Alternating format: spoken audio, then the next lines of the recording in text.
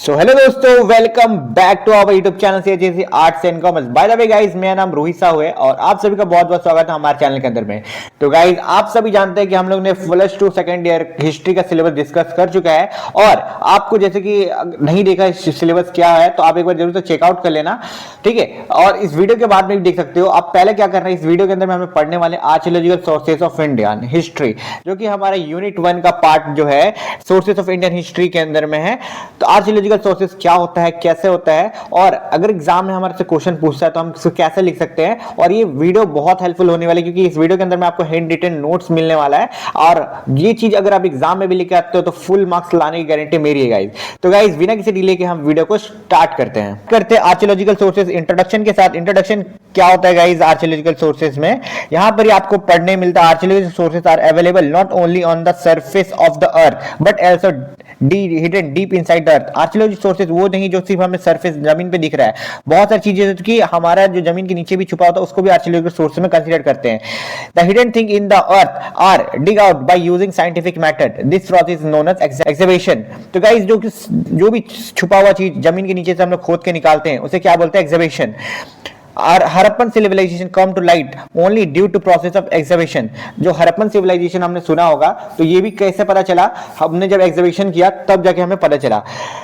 During excavation, ruins of building, inscriptions, coin, terracotta pieces, bangles, metal bone pieces, etc. and other things has been found। जब हमने खुदाई किया तो हमें बहुत सारी चीजें मिला, जैसे सोने के सिक्के हो गए, इंस्क्रिप्शन कुछ पुराने चीजें हो गए, टेराकोट्स का पीसेस हो गया, मतलब लोहा का सामान हो गया, हड्डी हो गया, चूड़ी हो गया, बहुत सारी चीजें मिला। तो इससे हमें पता चलता है, क्या पता चलता है, the things are analysed by applying various scientific method to understand the life of people of the days. इन चीजों से हमें पता चलता है कि उस समय के लोगों का कैसा लाइफ हुआ करता था, ठीक है। डिस्कस करते हैं इंस्क्रिप्शन मींस क्या होता है। इंस्क्रिप्शन मींस इंक्रेव राइटिंग, जो पत्थर पे जो लिखा हुआ होता है ना, उसी को इंस्क्रिप्शन बोलते हैं guys. The inscription are written on stone, rock, metal, ivory, other material which last longer. बहुत सारी चीजें आपने देखा होगा कि पत्थर पे हो गया या पहाड़ पे हो गया, मेटल का लोहा पे हो गया, कुछ भी सामान पे लिखा हुआ है तो उसके क्या बोलते हैं, इंस्क्रिप्शन, जो कि बहुत लंबे टाइम तक चलाता आता है। Inscription are more reliable as this have direct relationship with then event. अभी के टाइम पे जो इंस्क्रिप्शन को बहुत ज्यादा रिलायबल देखा जाता है सोर्स ऑफ इंडियन हिस्ट्री के थ्रू में, आर्कियोलॉजिकल सोर्सेज के थ्रू देखा जाए तो। Ashoka inscription are the earliest inscription found in India. Most of these inscription are Brahmi script, the language is Prakrit. जो अशोका का इंस्क्रिप्शन है बहुत ही पुराना देखा जाता है इंस्क्रिप्शन, जो कि इंडिया का है। और साथ ही में ये इंस्क्रिप्शन जो है, स्क्रिप्ट जो ब्राह्मी स्क्रिप्ट में लिखा गया और लैंग्वेज जो यूज किया था उस समय का प्राकृतिक लैंग्वेज पता चलता है कि उस समय का लैंग्वेज क्या था। तो guys, Sanchi pillar inscription Ashoka, और जो कि एक और एग्जांपल दिया गया सांची पिलर का जो भी इंस्क्रिप्शन है ऑफ अशोका का, वो भी एक बेस्ट एग्जांपल है इंस्क्रिप्शन का। The thousands of inscription are found in Kannada, Telugu, Tamil, Sanskrit, Prakrit language. तो बहुत सारा जो इंस्क्रिप्शन पाया गया उसमें लैंग्वेज जो कि देखा गया, कन्नड़ा लैंग्वेज हो गया, तेलुगु लैंग्वेज हो गया, तमिल लैंग्वेज, संस्कृत, प्राकृत लैंग्वेज हमें पता चलता है उस समय का। समुद्रगुप्त इलाहाबाद पिलर इंस्क्रिप्शन, वो भी एक बढ़िया एग्जांपल है इंस्क्रिप्शन का। चाणक्य पुलकेशी ऐहोल इंस्क्रिप्शन के बाद गाइस कारावेला का हाथी गुफा इंस्क्रिप्शन भी एक बेस्ट एग्जांपल है इंस्क्रिप्शंस का। All these inscription and many other inscription tell us about the military achievement of then ruler। ये सारे जो inscription है ये बताता है उस समय का जो मिलिट्री का कैसा रोल था, मिलिट्री के बारे में अच्छा खासा हमें डिटेल बताता है रूलर के बारे में। नेक्स्ट जो कि archaeological sources of Indian history का है, मॉन्यूमेंट। मॉन्यूमेंट्स क्या होता है guys, monuments are the major sources to write history. Monuments जो होते हैं हिस्ट्री लिखने की बहुत ज्यादा हेल्प करती है। Places, temples, forts, pillars etcetera are all the example of monuments। Example, best example क्या है यार, पैलेसेस, टेम्पल्स, फोर्ट्स, पिलर्स, जो कि है बेस्ट एग्जाम्पल है। Shah Jahan Taj Mahal tell us the story of love, the temple of Aihole and फताडाको explain the evolution of Indian temples and architecture. उसके बाद डिस्कस करते हैं आर्कियोलॉजिकल सोर्सेस में आता है कॉइन्स। कॉइन्स क्या होता है guys, through the coins are very small in shape, they contain many important. बहुत छोटा कॉइन, बहुत छोटा होता है लेकिन बहुत सारे इंपॉर्टेंट इंफॉर्मेशन वो रखता है। क्या बताता है, they are helpful in understanding the geographical extent of the ruler kingdom. वो बताता है कि जो साम्राज्य कितना दूर तक फैला हुआ था। साथ ही में they help us to know हमें बताता है, कॉइन क्या बताता है, लैंग्वेज ऑफ एडमिनिस्ट्रेशन, उस समय का लैंग्वेज क्या था, title that the king process, title king का क्या टाइटल प्रोसेस करता था, रिलीजन, रिलीजन कौन सा फॉलो करते थे, इकोनॉमिक कंडीशन उनका कैसा था कंट्री का, metal technology in the particular kingdom, metal कौन सा यूज करते थे उस समय, Samudragupta have different types of gold coin, Samudragupta का जो बहुत उस समय different type of gold coin use कराया जाता था उसका टाइम पीरियड में. Based on the picture of this coin, it is said that Samudragupta was lover of music and he had performed Asvavedeva yoga.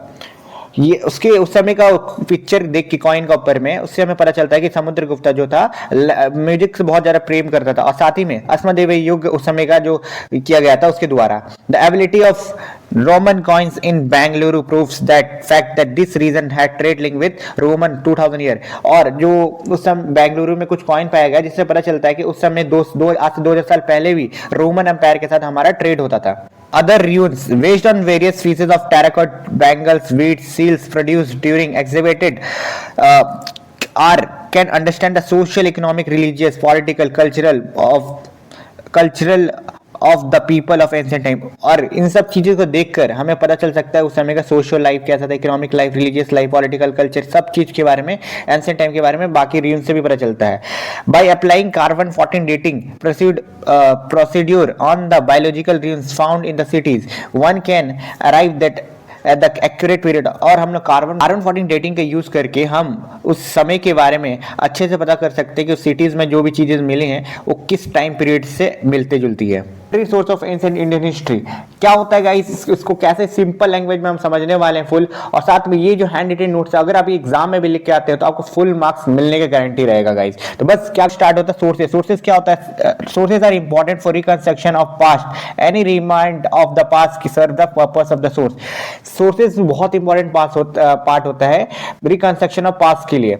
साथ ही में all historical interpretation ultimately based on evidence derived from the source of history. जितने भी historical interpretation होते हैं सारे source of history पे evidence के प्रूफ में बेस्ड होते हैं. Which are broadly divided into two categories. और इनको दो कैटेगरी में मिले डिवाइड किया गया, literary and archaeological sources. Classification of sources भी देख लेते हैं गाइस. यहाँ पर ही दो पार्ट में सोर्सेज को डिवाइड किया गया है. पहला लिटरेरी सोर्सेज, सेकंड है आर्कियोलॉजिकल सोर्सेज. आर्कियोलॉजिकल सोर्सेज हमने ऑलरेडी डिस्कस कर चुका है पहला पार्ट में. इस पार्ट के अंदर हम डिस्कस कर रहे हैं लिटरेरी सोर्सेज को भी फर्दर 3 पार्ट में डिवाइड किया गया है.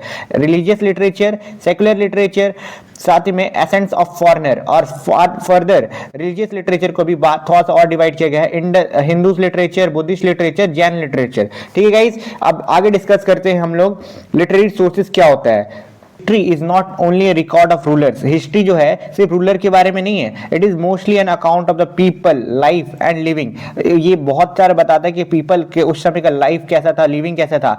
The literary sources are of every time is like a mirror of that time. होता है mirror of that time, mirror होता है उस समय का. Literary sources include literary all texts long और short, written, oral. Literary sources are the information gather in written form. Literary sources क्या होता है, जितने भी उस समय का oral हो गया, long short हो गया, वो सारे written form में होते हैं mainly. This explain the essence of ancient lit culture. यहाँ पे लिटरेरी सोर्सेज को भी डिवाइड किया गया था, जैसे मैंने बताया 3 ग्रुप में, नेमली क्या क्या, religious literature, secular literature and ascent of foreigner. First जो है रिलीजियस लिटरेचर क्या होता है उसको पढ़ते हैं. Books and manuscript dealing with the phenomenon of religion are known as religious literature. जो भी बुक्स हो गए और मैन्युस्क्रिप्ट हो गए जो रिलीजन के साथ डील करते हैं उनको रिलीजियस लिटरेचर बोलते हैं. This include different kind of code of conduct, social practice, forms and objective of worship, ritual activity and way of living. ये क्या क्या इंक्लूड करते हैं, मेनली ये सारे इंक्लूड करते हैं. The religious literature further divided into 3 categories. और रिलीजियस लिटरेचर फिर बाद और भी डिवाइड किया, जैसे मैं बताया Hindu literature, Buddhist literature and Jain literature. तो फर्स्ट हम डिस्कस करते हैं हिंदू लिटरेचर क्या होता है. Hindu literature of India is too vast. It includes the Vedic, it includes the Vedas, Rig Veda, Sam Veda, Yajur Veda, Atharv Veda, Brahman Grantha, Arankas, Upanishad, Vedantas, the great epic like Ramayana, Mahabharata and the Puranas of Hindus. These are like mines of information religious beliefs, social system, people's manners, custom and political institute. Vedas के बारे में थोड़ा important discuss कर लेते guys. Vedas क्या होता है? In Hindu tradition the Veda have status of shruti, literally that which means heard. Shruti जैसे हम सुन के समझते हैं Vedas.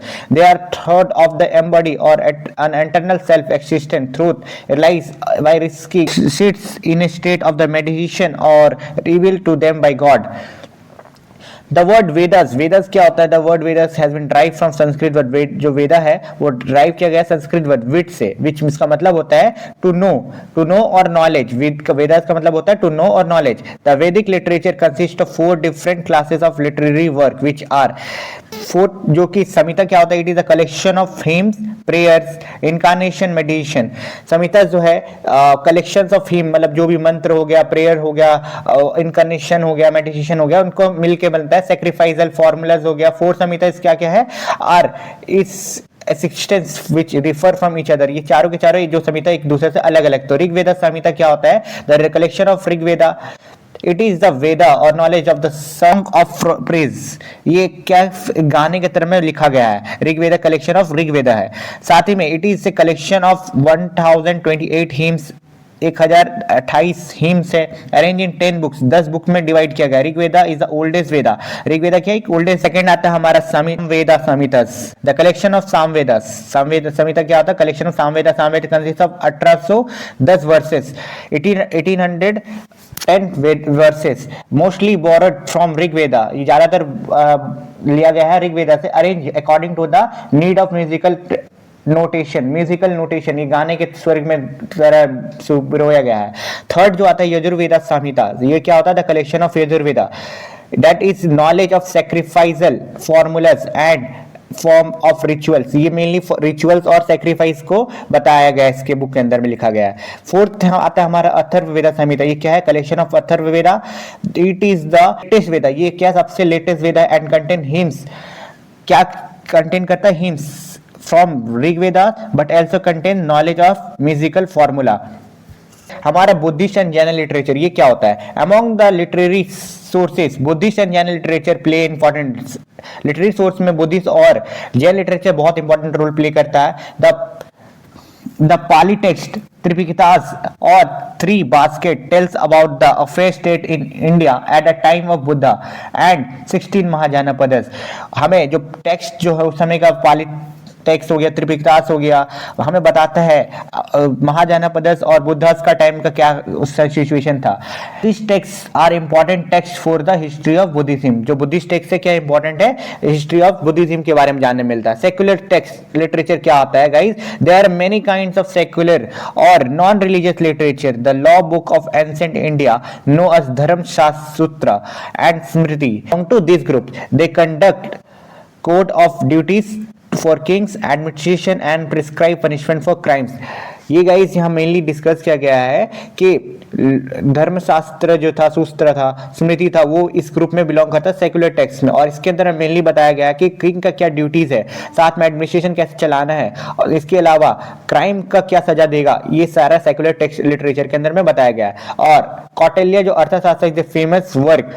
It is not only speak of the state and polity but also of socio-economic system. जो कौटिल्य का बेस्ट अर्थशास्त्र बेस्ट एग्जांपल है सेक्युलर लिटरेचर का. And the dramas of Kautilya, Akadatta and Bhasa gave us useful information about the people and the society. जो part है literary sources का foreign account. Foreign account क्या होता है? From very ancient time foreigner visited India.